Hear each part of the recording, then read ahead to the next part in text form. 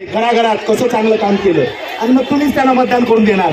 आता आपणच निवडून दिलाय की नाही, आपणच आधी बोकांडीवर घेतलाय का नाही, मग आता त्याला सहन करावं लागणार, त्याला धडा शिकवावं लागणार. आणि म्हणून घाई करून चालणार नाही, नाराज होऊन चालणार. आज जर नाही दिलं तर परत पण आपल्याला GR घेतल्याशिवाय जायचं नाही.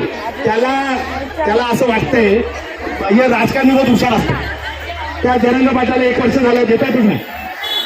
ते सगळे सोयऱ्याचा GR पाहिजे. त्यांना कसला पाहिजे? सगळे सोयऱ्याचा GR पाहिजे. सगळे सोयऱ्याचं GR त्यांना एक लेटर दिलं, ते आम्ही वाचलं. ते 1965 साली नातेवाईकाची जी व्याख्या केली त्याच्यामध्ये शब्द नातेवाईक होता. जरांगे पाटलांना जे पत्र दिलं त्यात नातेवाईकाच्या ऐवजी सगळे सर्व शब्द टाकून दिला. व्याख्या तीच. कसं पाहिजे का तुम्हाला? पक्क पाहिजे ना एकदम. त्यामुळे पक्क ठरवा की GR पाहिजे म्हणजे पाहिजे. आता आणखीन एक सांगतो, एवढं आंदोलन कोणाची करायची हिंमत आहे का महाराष्ट्रात? कोण करतंय का? अशा प्रकारचं कुठं झोपलोय, कुठं खातोय, काय खातोय, काय पत्ता नाही. आहे का पत्ता? काय नाही पत्ता. दुसरी गोष्ट, नवऱ्याचा रात्री फोन येत असेलच, जेवलीस का विचारायला.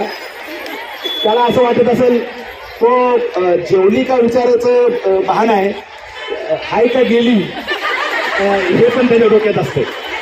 जेवली का विचारायचं असतं. ते त्याचा रिपोर्ट पण तुम्ही रात्री त्याला देत असाल. पोरांचे फोन येत असतील.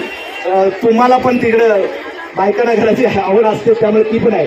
ते सगळं जरी बरोबर असलं तर ह्यांना जे तुम्ही ताणून धरलंय ते जर ढिलं सोडलं तर मग हे आपल्यावर दादागिरी करतील. हे लक्षात घ्या, हे लक्षात घ्या. त्यामुळे तुमचा लढा हा जीवनाचा लढा आहे. जीवनाभर जोपर्यंत आपण मरत नाही तोपर्यंत आपल्याला लढायचं आहे, हे डोक्यात ठेवा. पेन्शन पाहिजे का नको? पाहिजे का नको पेन्शन? पेन्शन आता लागणारच आहे. पोरांचं काही खरं नाही. पोरांना किती बिला लावा, पोरं सांभाळतील अशी अवस्था नाही.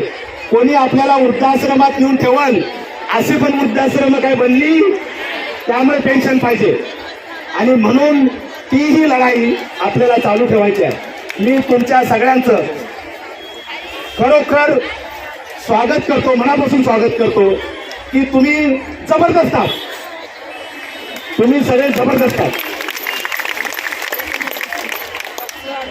महाराष्ट्र सरकारचं लक्ष तसं जर बघितलं एकूण सरकारी यंत्रणेमध्ये कोणी एकदम खालचं टोक आहे. काय टोक आहे? खालचं टोक. तुमच्याकडे लक्ष नाही दिलं तरी चालते.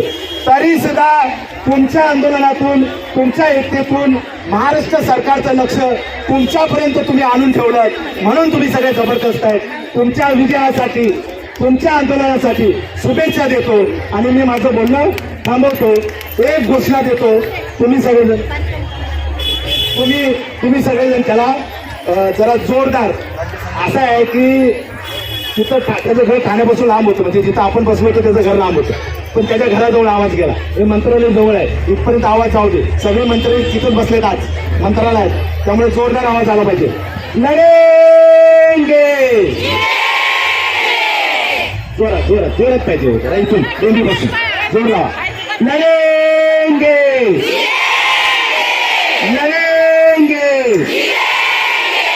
कृती समिती जिंदाबाद, कृती समिती जिंदाबाद. धन्यवाद.